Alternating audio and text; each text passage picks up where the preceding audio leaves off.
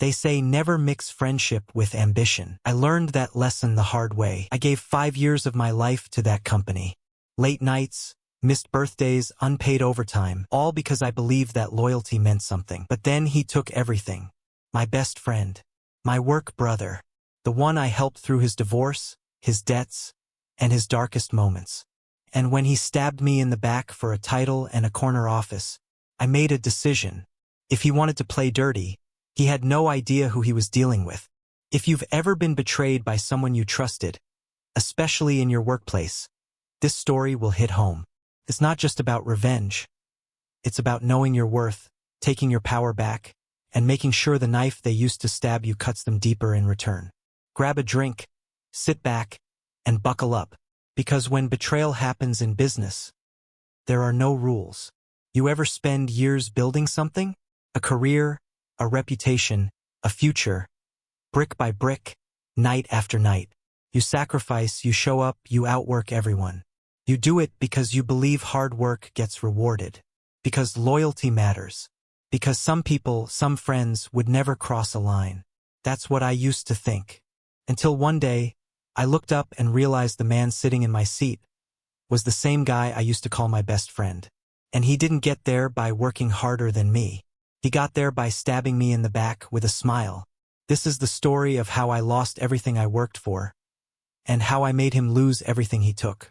It all started 5 years ago. I landed a job at Corp, one of the fastest-growing consulting firms in the city. Competitive, high pressure, cutthroat even. But I was hungry. I wasn't from a fancy school. Didn't have family in the business. I just had one thing, grit. And I had results to match it. Within a year, I was managing mid-tier projects, traveling with senior partners, and being told behind closed doors, keep going like this, and that director seat's yours. That seat. The one that came with a corner office, stock options, a company car, and most of all, respect. Jason joined the firm about 6 months after me. Charming. Polished. Always had the right suit, the right story, the right words. He wasn't better than me at the work. But damn, he knew how to talk. We hit it off quick. I helped him on board. Showed him where the real decision-makers hung out. Told him who to avoid. Shared my presentation templates. Even covered for him when he missed deadlines early on. We became friends. Happy hour buddies. Wingmen at events. He introduced me to his girlfriend. I was the best man at his wedding. I thought we were a team. Boy, was I naive. About 4 years in, our department lead announced she was retiring. One director seat would open. Every exec was watching. Whispers started circulating. The project you landed last quarter? The client you're handling now? Every move suddenly mattered. I was doing it all. Pulling double shifts. Delivering numbers 28% over target. My name was in those high-level meeting decks. I had senior partners whispering, "You're next." I was focused. Jason? He was coasting. He still had late reports. Missed a few client calls. Took more vacations than anyone I knew. But he always smiled and shrugged it off. I didn't realize back then that while I was working, he was plotting. Started small. A presentation file I had saved on our shared drive. Gone the next day. He said, "Oh man, maybe I deleted it by accident." Client notes I emailed him to prep for a pitch never made it into the deck. He claimed he didn't see the message. He began taking credit for shared wins, subtle, in meetings. We turned into I thought I was being paranoid. I gave him the benefit of the doubt. After all, he was my friend. Right? Then came the big project, Zorvix International. A multimillion-dollar client we were chasing for years. I built the pitch, led the team, traveled to their HQ. Closed the deal. 3 days before the final review meeting with our executive board, I got an email. Meeting rescheduled. Jason will present final strategy. What? I called him. He acted surprised. "Oh man, the partner said you were overloaded and told me to handle it. I figured you'd be fine with it." Fine? He walked into that boardroom and presented my work as his. And a week later, he got the promotion. I didn't get a warning. No notice. I just walked in one Monday and saw Jason's nameplate on the office I was told would be mine. He came out smiling, gave me a half hug. Man, crazy week, right? You'll get the next one. That was the moment. Not when he stole the project. Not when he lied. Not even when he got the job. It was that smile, that smug, polished, rehearsed little smile, that broke something in me. I didn't scream. I didn't cry. I shook his hand. I congratulated him. And in that exact moment, I decided, you just made the biggest mistake of your life. Because I wasn't going to fight fair. I was going to bury him. Revenge isn't loud. It doesn't happen in a shouting match. It's not slash tires or dramatic confrontations in the office break room. Revenge, when done right, is quiet, strategic, surgical, and most importantly, patient. So while Jason enjoyed his shiny new office, his inflated salary, and the congratulations of executives who had no idea who he really was, I started laying traps. Not all at once. Just one meeting, one email, one step at a time. Jason thought he'd won. He thought I'd roll over, maybe even leave the company. What he didn't know is that I had access to everything. I wasn't demoted. I was still senior staff, still handling sensitive accounts, still part of internal operations circles. And now, no spotlight on me. Perfect. I began keeping detailed notes. Every time Jason missed a deadline and blamed someone else, noted. Every time he assigned my work to interns and claimed it as his, noted. Every time he made a strategic decision that hurt our clients, logged. I didn't report it. Not yet. I wasn't building a complaint. I was building a case. Jason's ego was massive. He craved attention, public praise, credit in meetings, spotlight at company events. So I started giving it to him. Loudly. Frequently. At team huddles, I'd say, Jason really took the reins on that report, right? I heard Jason handled the client call. Bold move, man. I wanted people to start noticing him, not in a good way but closely, because once they started watching, they'd see what I already knew. Jason didn't do half the work he claimed. Most people avoid HR unless there's a problem. Not me. I started visiting them casually, friendly chats, dropping by to check policy updates, offering to help train new hires on compliance tools. Why? Because when the time came, I didn't want to file a complaint. I wanted them to ask me what I knew. HR doesn't trust angry coworkers. They trust familiar faces who've quietly been helpful. So I became that face. Jason's new role came with an executive assistant, Carla. Nice woman. Overworked. Underappreciated. And completely overlooked by Jason. He treated her like furniture. Didn't even remember her birthday. But me? I brought her coffee every Thursday. Listened to her stories. Helped her fix her laptop when IT ignored her. And over time, she started talking. Jason told me to book him a flight for a conference he never actually attended. He made me delete some emails before legal reviewed them. He's been forwarding internal files to his private Gmail. Bingo. I never asked her to share. I just listened. And I documented every word. That looked like loyalty. Here's the thing about clients, they're loyal until they're not. Jason had just landed a new one, Virexin, a big-name biotech firm. But he was mishandling it. Late follow-ups, sloppy forecasts, oversold promises. So I did what a loyal teammate would do. I reached out to Virexin off the record and offered support. Not in a way that made Jason look bad. At first, just subtle corrections, quiet guidance. But then I started CCING Jason. Every time. And I waited. It took 3 weeks for Virexin's COO to write to our leadership. We've noticed some discrepancies in project oversight. We'd prefer to work directly with me moving forward. Jason, he was furious. But he couldn't push back because on paper I had saved the account. Strike one. A month later, the real game began. An anonymous tip was sent to the ethics hotline. Senior management may be falsifying performance metrics to inflate client retention numbers. No names, just facts. A week later, another.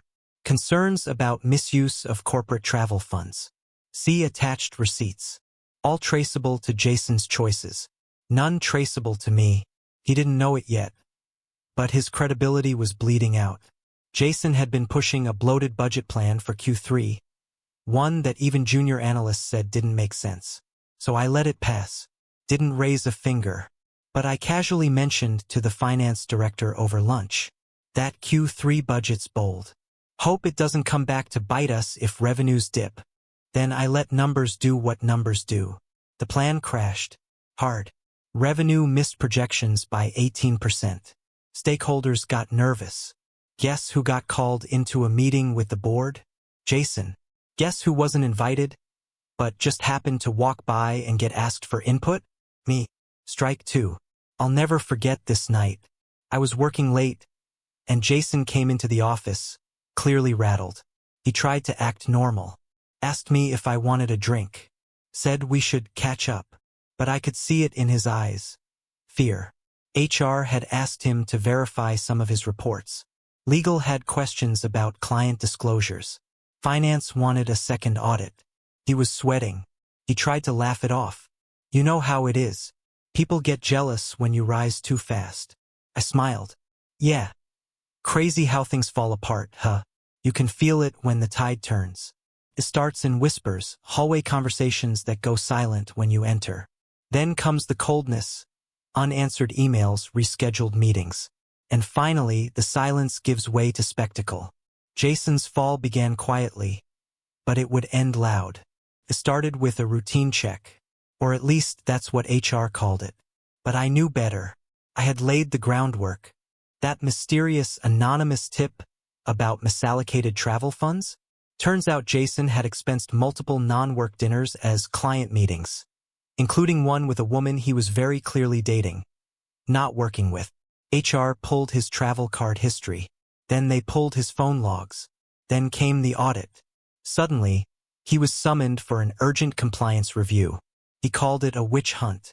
I called it momentum. Remember Carla, Jason's assistant? She finally snapped. I didn't ask her to. I didn't need to. But all those weeks of being dismissed, overworked, and disrespected came to a boiling point. She forwarded an email, one Jason never meant to go public. Just fudge the numbers to make Q3 look stronger. Nobody checks details. One sentence. Enough to destroy him. I didn't even send it to HR. I just left it on the shared drive. Accidentally public. Accidentally visible. Within 2 hours, it had been screenshotted, archived, and quietly passed to legal. Jason never saw it coming. Virexon, the biotech client Jason nearly ran into the ground, wasn't happy. After I took over project coordination, I stabilized the account, fixed deliverables, restored trust. But Jason couldn't help himself. He looped back in, sent conflicting instructions, tried to reclaim credit. That's when Virexon's director of operations sent a firestorm email. We were under the impression Jason was no longer managing this project. If that's not the case, we'll need to reevaluate our partnership. Translation: remove him or lose the account. Senior leadership folded. Fast. Jason was reassigned from client-facing roles. Internally, it was a demotion. Externally, a humiliation. Strike 3. Jason had once been untouchable. He had friends in high places, managers, executives, mentors. But the thing about corporate loyalty? It's a facade. Nobody wants to be near a sinking ship. After the budget fiasco, the compliance issues, and the Virexon threat, his allies stopped returning his calls. Suddenly, those lunch invites dried up. His name stopped appearing on strategic planning invites. He was alone, and he knew it.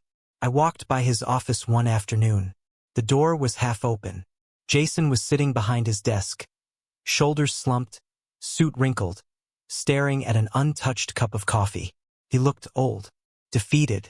The same man who used to storm through the halls like he owned the place now looked like a temp waiting for his exit interview. He didn't see me, but I watched him, and I felt something. Not sympathy, not pity, satisfaction. It wasn't even the worst thing he'd done, but it was the one that ended him. Remember those private Gmail forwards? Turns out he had been sending company files to his personal account for backup. Big mistake. IT flagged the breach. Legal investigated. It wasn't criminal, but it was enough. Violation of data policy. breach of trust, grounds for termination. Jason was called into a Friday afternoon meeting. I wasn't in the room, but I didn't need to be. Word spread fast. By 4:15 p.m., his email account was locked. By 4:30 p.m., security had walked him out. No goodbyes, no speeches, no exit interview, just silence and the sound of the elevator closing behind him. People asked me about it. Crazy what happened to Jason, huh? I thought he was bulletproof. Man, who could have seen that coming? I just shrugged. Corporate life. Things move fast. They say revenge is best served cold. But sometimes, you need it to burn. Jason's career was over. But I wasn't done. Because this wasn't just about a promotion. It was about the reputation he stole from me. The trust he shattered. The years he fed off my hard work. He tried to bury me. I didn't just dig my way out. I made sure he had a grave to fall into. After Jason's quiet firing, people started whispering theories. Maybe it was just an IT violation. Maybe it wasn't really his fault. Poor guy. He was under pressure.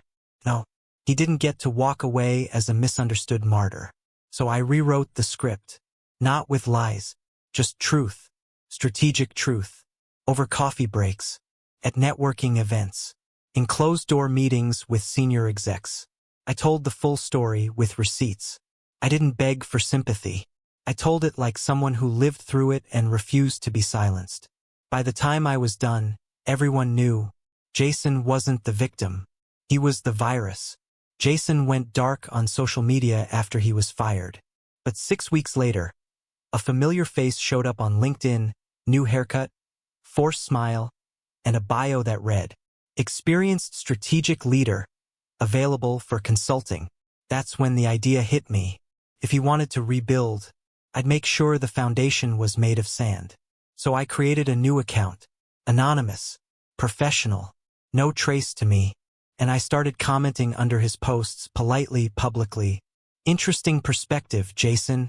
Curious. Would you do the same thing you did with Virexin again? Weren't you involved in that expense scandal at Redbridge? Some bold claims here. Can you clarify your role on that project? I recall someone else led that team. Nothing slanderous, just enough to cast doubt. Then others joined in. Former co-workers, old interns, quiet voices that suddenly found the courage to speak. His profile engagement tanked.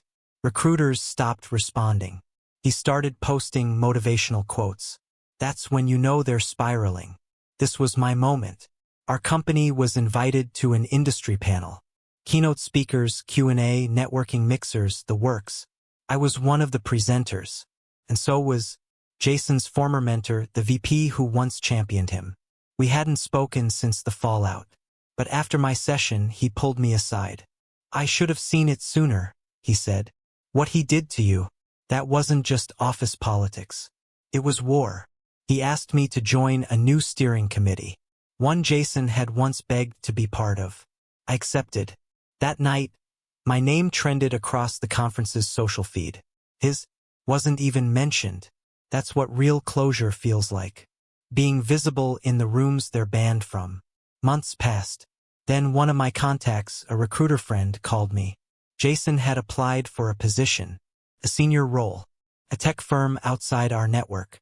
A long shot at reinvention. Should I hire him? They asked. I could have stayed silent. But silence enables predators. So I spoke. I told them about the data breach, the falsified reports, the lies, the manipulation, the fallout. Not bitterly, just factually. They thanked me.